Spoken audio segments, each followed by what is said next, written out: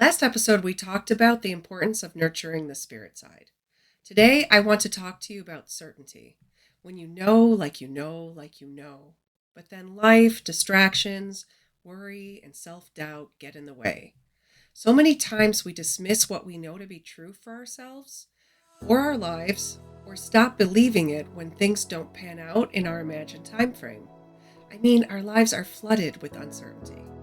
I certainly know what it's like to be drowning in uncertainty, and I'm here to show you how to find your way back to solid, dry ground. Over the next two segments, we'll explore how certainty informs clarity and is an empowering act of self love.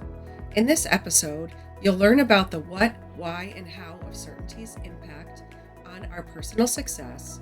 You'll hear about my favorite certainty experience and how it reshaped my views on clarity, and you'll gain insights into the first of two of my secrets for getting clarity on certainty. Do you crave better self-esteem and confidence but feel stuck in a fog of uncertainty? If you're ready to gain clarity on your goals and cut yourself free from the fear, self-doubt, and worry holding you back, this show is for you. I'm Jennifer DeBellis, award-winning author, speaker, and clarity coach. I help women like you restore their inner worlds and get clear on their goals to confidently fulfill their greatest desires. Ready to restore your inner warrior? Then turn off those distractions and tune in to this next episode. So our personal success is shaped and reshaped by how well we live and operate with certainty. When I consider how this topic ties into our self-love walk and personal success, I think about how iron sharpens iron and how the insights of others radically supercharge our quest to find clarity. This is why my number one secret for certainty is to embrace feedback. There are three distinct ways to get clarity on certainty through feedback. You have to build a circle of trust. I build my circle of trust in these three areas. First, from my own intuition and meditation. Second, from God and prayer. And third, from trusted others in pure exchange. All three of these channels should resonate with you. So the clarity of certainty will align with what your mind and spirit already know to be true. So you have to listen to your body. When something starts to feel right and sound right, when someone else is saying it, or when it comes back to you in meditation, or when you're praying on something, this should resonate with you. There will be times when we get new information, but today we're talking about certainty. So when you are looking to confirm if this path certain for me, we're looking for that to resonate with us. One of my most memorable times of exercising certainty was when I returned to college. You know when you already know something and then it feels like nothing is falling into place? And I swore I had such certainty on this, and this was the path that I was supposed to be taking, and I'm ready to take those steps, and then nothing seems to be falling in place, and that doubt and dismissal starts to creep in. I know you know what I'm talking about. So this was the beginning of one of those seasons for me. And this whole experience that I'm about to share with you really taught me how to be more intentional about leaning into my circle of trust for clarity on my certainty. So I have this really supernatural story about returning back to college. I had been in a season of my life where I didn't feel like I was going anywhere. I knew I was capable of so much more and fulfilling such a larger purpose. And I kind of was stagnant in life and really overcommitted to a lot of different volunteering activities in my church and in my community and in the school system. And I was like, my youngest was in school, and I was like, girl, you need to figure some things out here. And I felt like I just didn't have any certainty. I didn't have any clarity. And I was like, okay, what am I supposed to do? And I was praying on it, and I wasn't hearing anything, and I was meditating on certain things. And the interesting thing is my mind and my heart kept going back to this one thing. And I kept dismissing it like, no, that can't be it. And it was something that was like a really long standing goal and ambition that I'd had years ago before I started having kids and building my family and building my family business with my husband. And I was like, this can't be right. I was dismissing it. Even though I had all this certainty years ago, I was dismissing it right now. And I thought, I have to have something far more grandiose, far more lucrative with the income streams and all this other stuff. And I was like, just dismissing that. So now I go to this group of trusted women. I say, hey, can you guys join me in prayer on this? Can you just, also meditate on this for me? And, I had shared it with other people in my life. And then one day I'm doing the dishes, and all of a sudden I feel my spirit saying, you need to go back to college. You need to go back to college and finish your degree in writing. And I kind of start laughing. And so I go to my computer, and long story short, there's all these really interesting things that are happening. I'm not supposed to be able to access my records, but I am accessing them. And I finally get all my stuff set up. I call the advising office because it won't let me register for this creative writing class that starts the next day.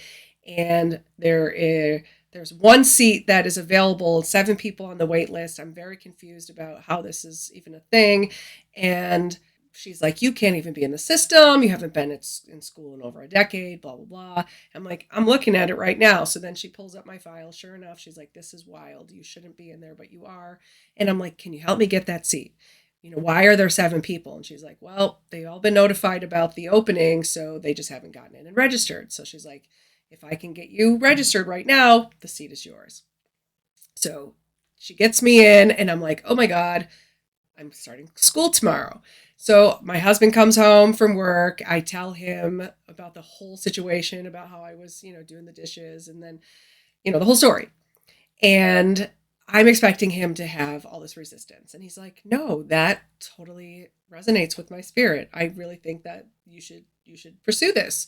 And I'm like, wait a minute, right? So I was expecting that resistance, all that doubt that I had been, tossing around in my mind all day. And then I call one of my close friends, and she says the same thing. She's reminding me about some of these long standing dormant kind of dreams and ambitions that I had. She's reminding me about like all the things that I have already been doing in that time frame that I was raising my kids and running my household and my family business out of my home. She's like, you're already kind of doing those things. So it makes sense that this is where you're being pulled. And so all these things are, going on. And it was this pretty incredible experience just to see it all coming together. And that's only the beginning of the story. So now, of course, my transition into college life, it was rough at first, and it was met with a petty welcome committee. So I just want to hop in here for a moment and mention that I'm now accepting one-on-one coaching clients. So if you're ready to get clarity and big picture vision on your goals, consider booking a session with me today. Find a link to book your session in the show notes below. So my very first class was this creative writing class, and I had this experience with these 2 young gals in the class. And at the time I wasn't really thinking like they're probably like 18.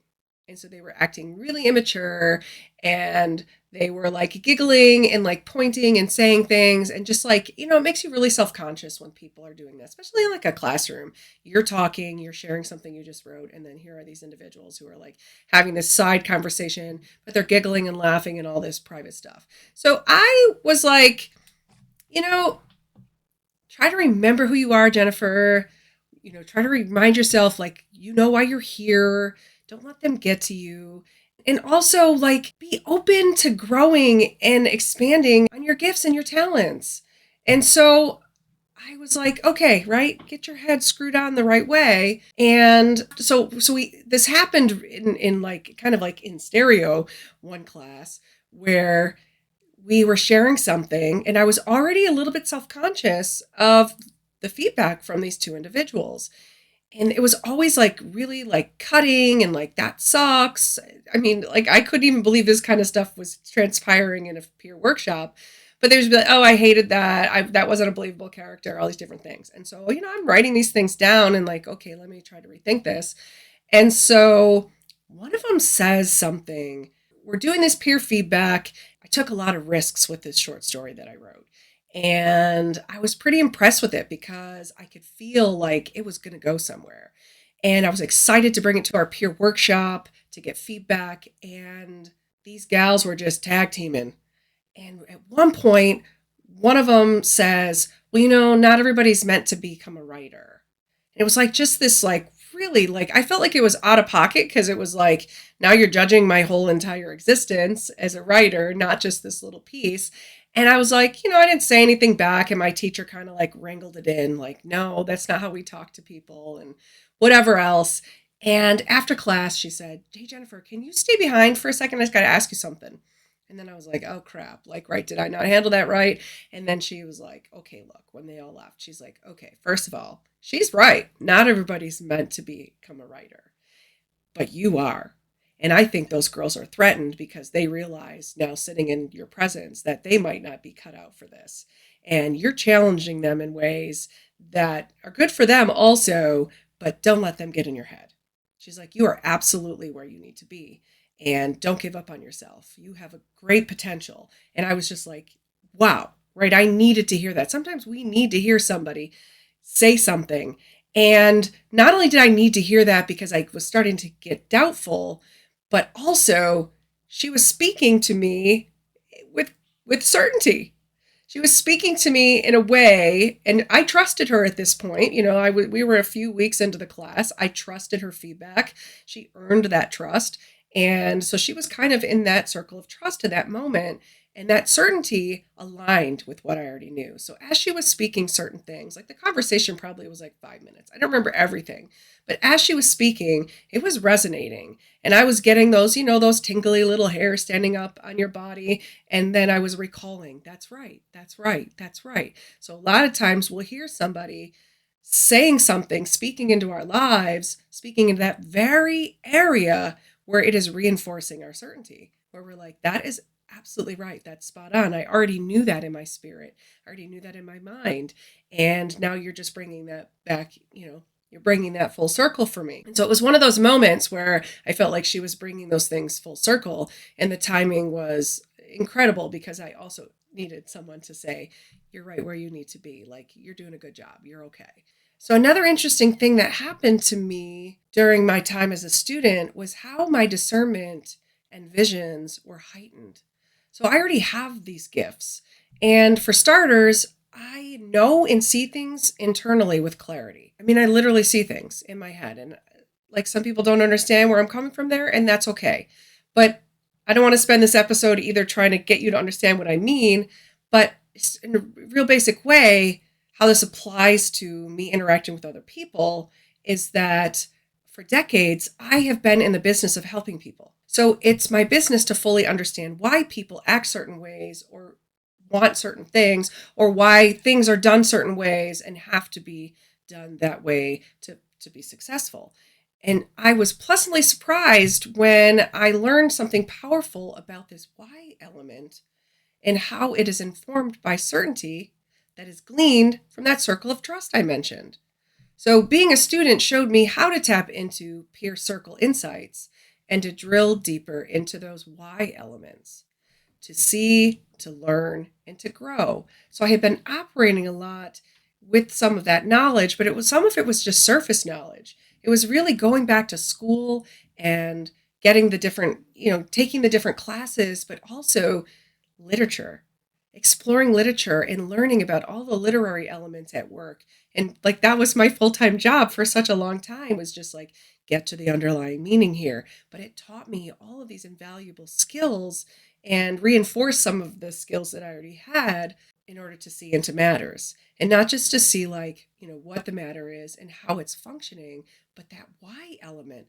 Why is it functioning this way? Why does it have to function this way? And all of these practices became a self-love act that got me through some tough college years. But they're also skills that I bring into my work now. So I use it with my coaching students. I use it in classrooms with writing students. I use it in my life. I use it in my circle of trust. I use it everywhere.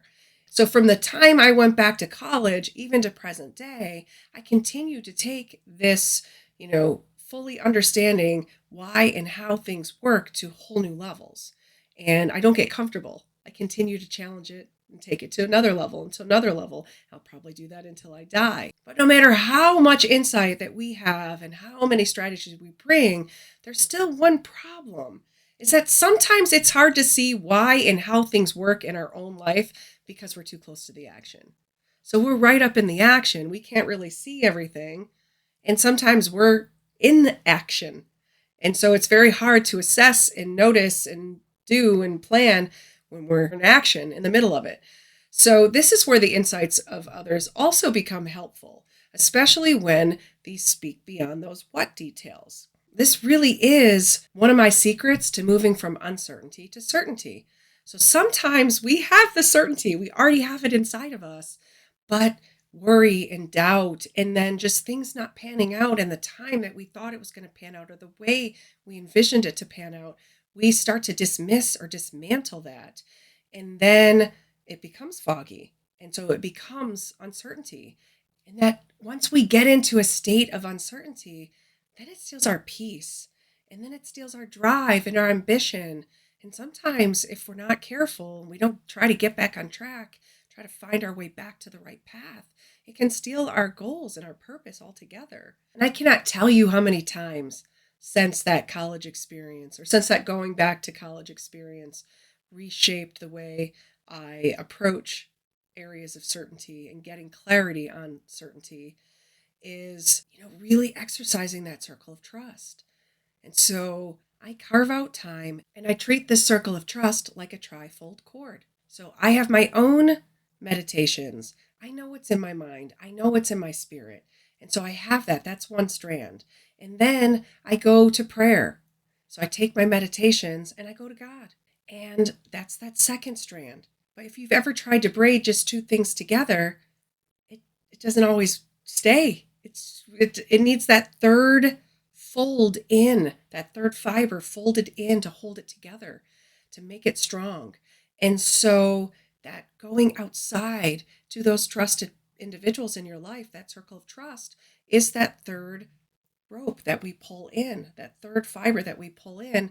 And now when you wind them all together, this can hold the weight of your world. It can hold the weight of your whole entire life because it's designed to do that. You think about, we're creatures not supposed to live in isolation. We're supposed to build community and belong to community. And this is one of the benefits of belonging to community, is being around people who know you like you know yourself, and sometimes know you better than you know yourself. And I'm not saying like you should go to people and they tell you what your certainty is. They tell you, oh, this is your purpose. They might say something that you maybe doesn't resonate with you, or you haven't really fully processed yet, or it's the first time you're hearing it. And then you go, okay, now that came from one chord. Now let me bring it to meditation. Let me bring it to prayer.